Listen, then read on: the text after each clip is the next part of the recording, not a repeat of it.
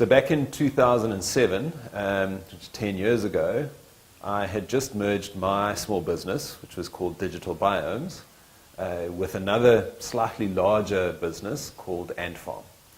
And Antfarm was in the audio and video streaming space, and in those times it was a fairly new and unexplored industry, and so we identified that we actually had quite a lot of opportunity, and we agreed as the shareholders of the business that we really wanted to scale the business quite aggressively. So that immediately then brought on the challenge of needing to get the right people in to help us to grow the business. On the one hand, we wanted to get more salespeople who could go out and identify the opportunity and bring the new business into the organization. And we also knew that if we got more business in, we would need more operational people in to deliver on the new business. So that created the need to go out and hire. And as any business owner has experienced, hiring can be unbelievably tricky and complicated. So my experience was that, first of all, the time involved with going out and hiring was onerous. We spent a huge amount of time just on the whole hiring activity. We engaged with recruitment firms, and obviously the recruitment firms promised us that they would send us absolutely the perfect individuals to interview. And so what they would typically do is they'd narrow it down to just 3 individuals, and I would be asked to interview these 3 individuals pretty much cold. And I found it incredibly difficult to meet an individual for the first time. The only context I had about that individual was their CV. And so I'd sort of read their CV and tried to understand their CV. And then I would have an hour in conversation with this person, and then I was expected to make a decision as to whether I wanted to hire them or not. And for me, it almost felt like going on a first date with an individual, being allowed to spend just 1 hour with them, and then having to decide whether I wanted to marry them or not. And I thought that's just not enough time for me to get enough insight as to whether I wanted to make a long-term commitment with this individual or not.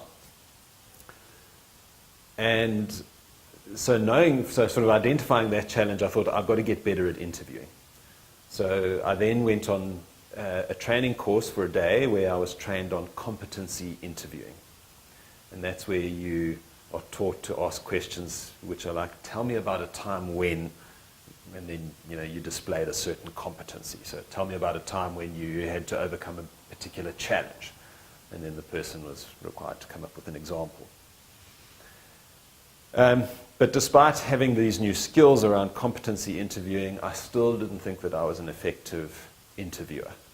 And that was proven when I started to hire people who turned out to be mishires. And so we faced a lot of challenge of hiring in the wrong people, a huge amount of time going into the hiring process, then hiring the wrong people, and then dealing with the consequences of those mishires, which was in some instances just a lot of emotional difficulty. Dealing with people that are unhappy in your organization makes us as the managers unhappy, brought the whole team down. There was a lot of time involved in kind of performance management. How do we figure out how to get this mishire actually performing for us? Eventually coming to the conclusion that it's unlikely that we're going to get this person on board, then having to go through a disciplinary process, and then eventually working the person out the business. So by hiring the wrong salespeople, we were significantly held back in our business because we just didn't have high-performing salespeople, and so we weren't able to grow the business at the rate that we felt we were capable of growing it at, given the industry that we were in and the offering that we had to take into the market. So the way we eventually, or what I eventually found to overcome this challenge, is a hiring methodology called top grading. And top grading has got a couple of key elements in it which help overcome the major challenges around hiring. And so they summarize it into 3 things. So the biggest challenges around hiring. The first is complete dishonesty during the hiring process. Especially B and C players are motivated not to give you honest information. So they need to hide the reasons why they are B or C players.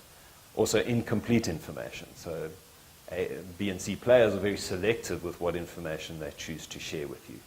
And then the third major challenge is lack of verifiability.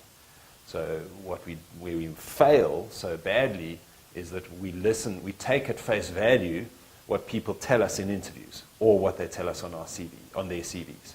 And we don't go back and verify the accuracy of that information. And so top grading looks to overcome that.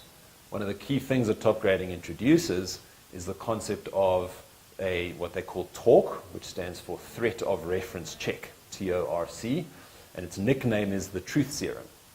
And the way the Truth Serum gets applied is that candidates are informed at every step in the interview process, right through from the first job application through to the telephonic interview, through to the face-to-face interview, that the last step in the hiring process will be for them to set up a reference call with former bosses that we would like to speak to, we as the hiring manager or hiring company.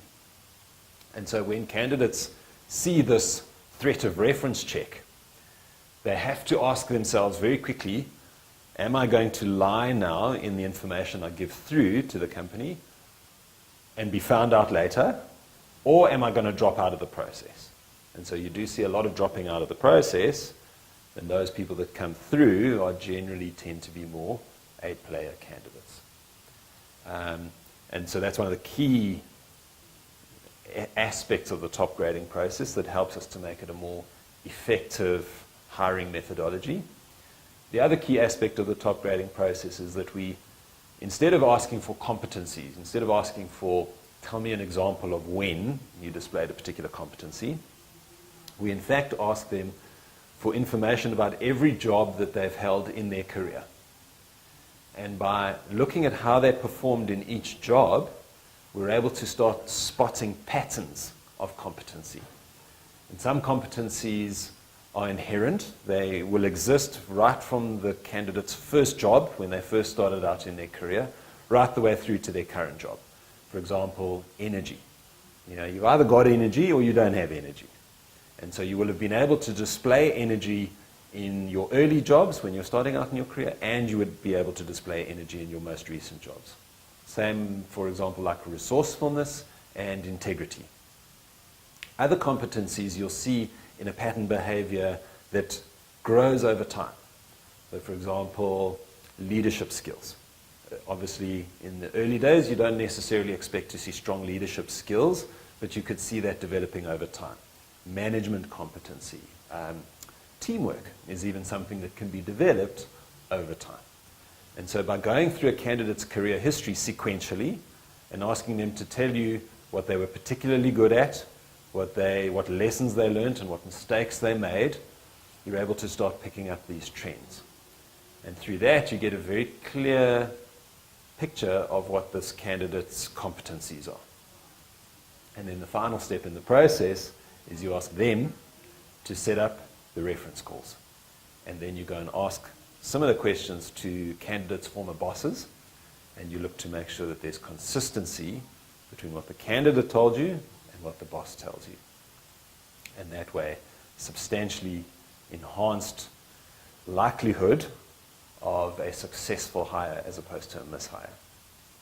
And so top grading talks about increasing your success on hiring from a 25% success rate to 75%, 85%, and even over 90%. Imagine if you could have 90% A players in your team, what a big impact that would have on your business.